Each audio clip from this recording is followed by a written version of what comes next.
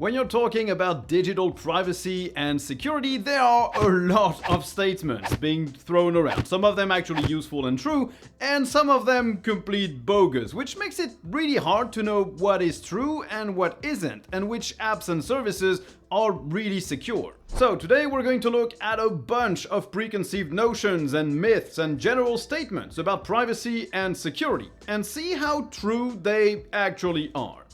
The first one you will often see is that using a secure service also gives you privacy because stealing your data is harder, I guess. This one is obviously not true. Security and privacy aren't really linked in any way. You can have a very secure cloud storage solution that parses the contents of your files or collects a bunch of personal data about you. You can use an end-to-end encrypted email service that doesn't have zero-access encryption and thus leaves your email accessible by the company itself. You can have a very private service that doesn't collect any data about their users but is riddled with holes and easy to hack into.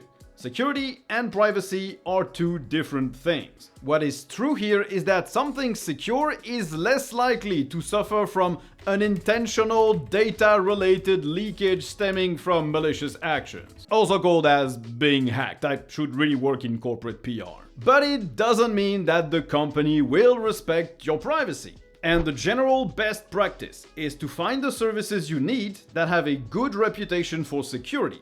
And among these shortlist, try and find one that is private enough for your needs. If you can only have one between security and privacy, you should definitely always go to a service that is relatively secure first. But of course, you can have both privacy and security, especially for your email, thanks to today's sponsor, Proton Mail. They're an encrypted email service based in Switzerland that focuses on keeping your email as private as can be. Not only do they have end-to-end and zero-access encryption, meaning no one but you can view the contents of your email, but they also have a plethora of privacy-related features. You're protected from email trackers, so advertisers don't know when you open their emails or if you even read them. You can also use email aliases, so you don't have to give your real email address to anyone. On top of that, Proton Mail is free and open source. When you sign up, you also get a VPN, an encrypted calendar, cloud storage, and a password manager. And if you need more storage or advanced features, you can upgrade at any time. So, if you're concerned about security and privacy, click the link in the description below and give Proton Mail a shot. Our second statement is that telemetry is always bad and always privacy invasive. This is simply not true. Telemetry isn't always bad. The image we have of telemetry is that of Windows or macOS, which are very invasive. But there are plenty of other ways to do telemetry. In itself, it is a very useful thing. It lets projects or companies identify what is important, what they should fix first, and what they should focus on. Projects like GNOME or KDE on Linux definitely benefit from telemetry. It lets their developers know what their users actually use and how, and they can invest their relatively limited time on what matters to the majority of their users. Telemetry is a crucial tool in my 12 years as a project manager, product owner, or whatever other similar thing. There is not a single website or app that I launched without some kind of anonymized tracking tool installed. Which means that yes, I tracked users for years, and this is why I am mindful of privacy now. I know what they can collect, and it's a lot. It doesn't mean that this data is used to profile you or being sold to anyone. When a project adds telemetry, the first thing is to look at what they're collecting. If there are no IP addresses or personal data, then it's not very invasive. If it's opt-out and not opt-in, then it's also fine. But even technical data or specifications of your device can be used to fingerprint you, so how bad is it? If the company or project is something you trust and that has no current business in data collection or advertising, then it is probably not a problem. When Google or Microsoft collect data about you from Chrome or Windows or whatever other service, You know it's personal data because these companies have big advertising businesses that are fueled by this data collection. When it's KDE or Fedora doing the collecting, what do you think they're going to do with this anonymized data? Sell it to IBM? Oh, wait, no. Now, seriously, there isn't enough Fedora users or KDE users to justify selling this data to anyone, and what they collect is not useful enough either. And none of these projects have an ad business or an ad server or links to data collection. So you can probably trust them if you look at what they collect and it's fine with you. Now for a statement about a specific service, Tor. And the statement is, Tor is an NSA honeypot.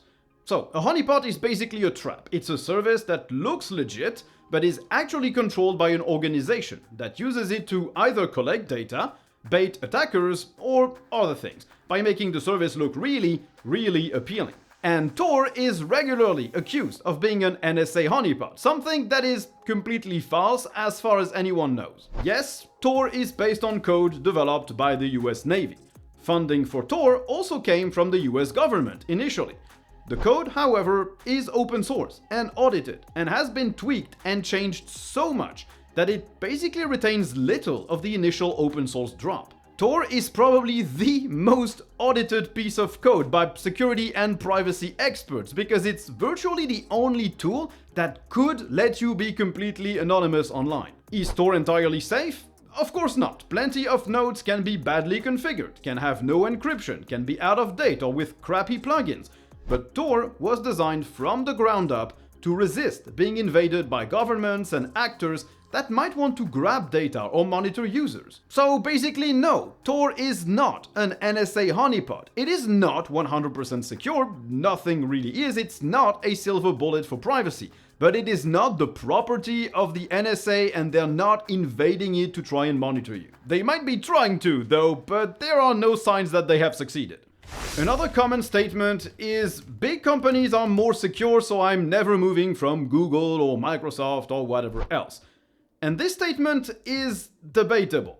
It's true that bigger companies tend to be more secure than smaller companies in some cases. A relatively recent report shows that smaller firms are 3 times more likely to be attacked than big businesses, especially through social engineering attacks, where people masquerade as something they're not through emails or phone calls to try and get credentials to access any data the company might store. 60% of cyber attacks seem to be targeting smaller companies. And it is true that these smaller companies probably have less IT personnel, less cybersecurity training, and generally less focus on security of the data they store. What is also true is that a lot of bigger companies like Google, Microsoft, Facebook, or Apple subcontract work to smaller companies that might be more vulnerable. And not all big tech companies are excellent on the security front. Recent findings show that OneDrive, the cloud storage service from Microsoft, has serious ransomware vulnerabilities.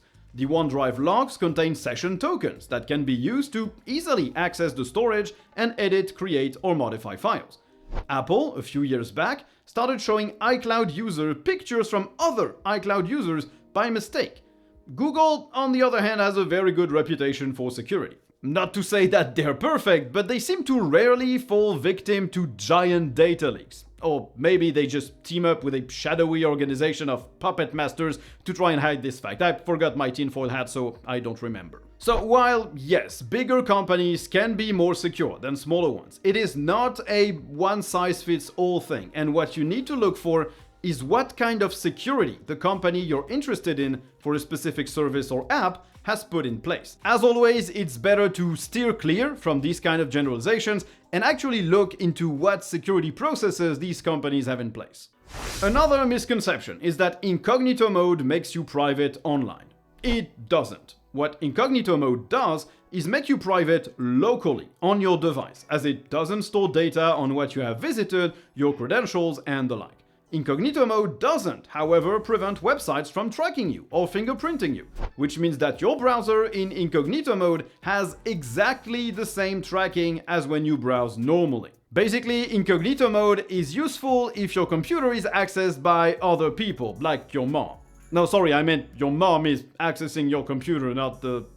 you get it. Still, the websites and services you access during your incognito browsing session will all be able to track you and fingerprint you, especially if you log into them. Incognito is a badly named tool. You're not incognito, you're not private. You're just limiting the data you're leaving behind on the computer you're using it on. Now let's talk VPNs. Unlike what most people would like you to believe on the internet, especially due to some very misleading sponsored segments about major VPN providers, VPNs aren't a magical thing that instantly makes you anonymous online. Using a VPN will change your IP address and will make you harder to track online. That's true. They're a good tool. But you need to make sure that the company that provides the VPN service doesn't log everything you do and doesn't give these logs to various other actors.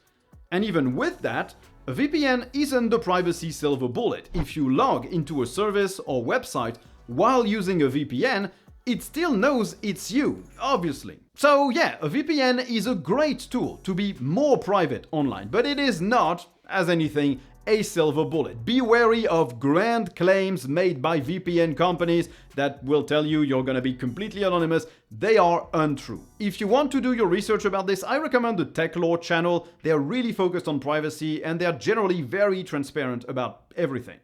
Another common myth is that privacy is impossible nowadays. Just give up and use Google, Apple, or Microsoft. This one has to be the most nefarious myth ever. Privacy is not impossible. It's not easy, but it's not impossible. Generally, this statement just betrays a lack of motivation. Why would I waste time trying to protect my data when I don't think it's even that valuable, and I would lose the convenience of using a complete ecosystem of services? This is the wrong way of approaching privacy. If you don't care about being private online, then cool, use whatever you want. But don't discourage other people from trying to limit the data that they're leaking everywhere online. Total online privacy is extremely hard, but that doesn't mean you shouldn't try at all to be private.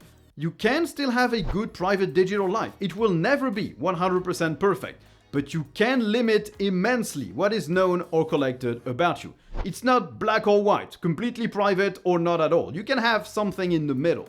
And for the final, most egregious statement, I have nothing to hide. I know someone will have commented something along those lines by now. This is complete bogus. First, if you think you have nothing to hide, you are wrong. Everyone has something that might not be illegal, but might be deemed immoral or unacceptable by someone else.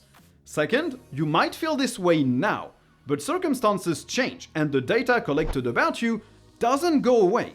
By leaving all these tidbits of data stored everywhere, you're basically giving ammunition to the future. And the future is pissed. If your government changes or the law changes, what you think is okay now could be illegal tomorrow.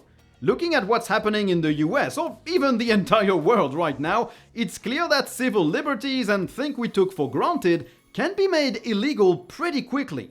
The data you left behind can be used in the future to harm you. So, even if you think you're not doing anything wrong today, it doesn't mean that what you're doing now won't be considered wrong tomorrow. The only way to protect you from that is to try and limit the amount of data that you're leaving behind in the hands of companies that will have no choice but to give it to the government when it requests them to. So there are a lot of other statements being thrown around online about specific companies, services, or general practices. Too many to debunk. What's certain is that you should always avoid getting one single opinion from one single source. And this includes this specific video. Always try to look online for more information about the company or the services that you're interested into. Security and privacy are areas where fanboyism or loyalty to a company just doesn't pay. A company that is doing awesome right now could be tainted tomorrow. So you need to stay up to date on every single privacy or security tool you're interested in or that you're currently using. And speaking of tools, how about you check out today's sponsors for your computing needs? Tuxedo is a company based in Germany, but they ship to most countries in the world. And what they ship is laptops and desktops that run Linux out of the box, which is much better than buying a device that runs Windows out of the box, because you know that the hardware will be compatible with Linux. They have a big range of devices from ultrabooks to laptops to gaming laptops to workstations and giant towers for gaming or productivity, NUCs, you name it, they have everything. All their devices are very customizable in terms of the specs and the components, but also for the laptops with your own logo on the lid engraved with a laser, or your own keyboard layout if you prefer. All their laptops are also openable, repairable, and upgradable, including the battery, the RAM, the SSD, and sometimes even the wireless card. So if you need a new computer and you plan to run Linux on it, and you want to buy from a company that actually supports Linux's development, click the link in the description below and buy a Tuxedo PC. They're really good. So, thanks everyone for watching the video. I hope you enjoyed it. If you did, don't hesitate to like, to subscribe, to turn on notifications, to write a comment. And if you didn't, well, there's always that thumbs down button, but do tell me why in the comments as well. And if you really like the channel and what I'm doing, you can support it. I left plenty of links in the description of the video. They're right underneath this little subscribe button. So, thanks for watching, and I guess you'll see me in the next one. Bye!